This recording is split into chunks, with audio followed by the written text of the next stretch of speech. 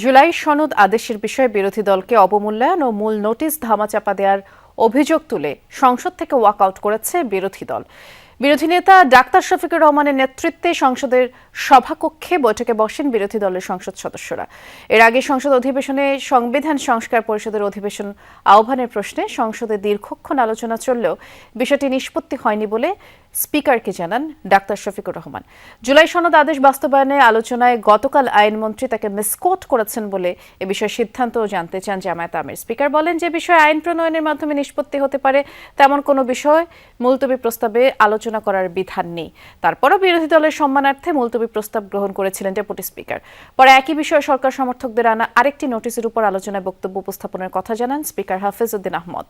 বিরোধী দলের নেতা বলেন, মূল নোটিশকে চাপা দেওয়ার জন্য আরেকটি নোটিশ আনা হয়েছে, আর তাই বিরোধী দলকে অবমূল্যায়ন ও আরেকটি নোটিশ আনার প্রতিবাদে ওয়াকআউট করেন বিরোধী সংসদ সদস্যরা।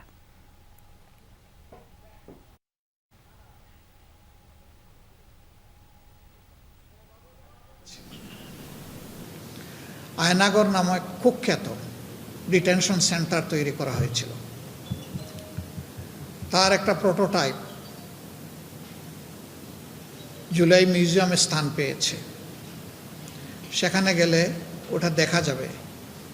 আয়নাগরে যারা ছিলেন তারা ভিজিট করে সাক্ষী দিয়েছেন যে ওরকমই তারা ছিলেন। আনথিঙ্কেবল, ভাবা যায় না। কবরের মতো একটা জায়গায় বের হওয়ার কোনো উপায় নেই, আলো বাতাস নেই। দিন রাত, সপ্তাহ, মাস, বৎসর গড়িয়ে কেউ 8.5-9 বৎসর পর্যন্ত ওখানে থাকতে বাধ্য করা হয়েছে। এবং তাদের আপনজনরা জানতেন না যে তারা জীবিত না মৃত, তারা কোথায় আছে। এই সংস্কৃতির জন্ম হয়েছে সংবিধানের দোহাই দিয়ে।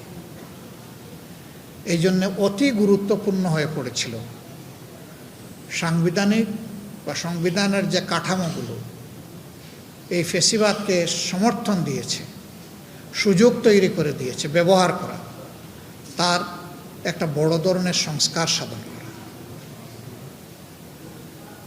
যখন সংস্কার কমিশন গঠন করা হলো কনসেনসাসের জন্য, তখন এখানে বাংলাদেশের গুরুত্বপূর্ণ সকল রাজনৈতিক দল অংশগ্রহণ করেছেন।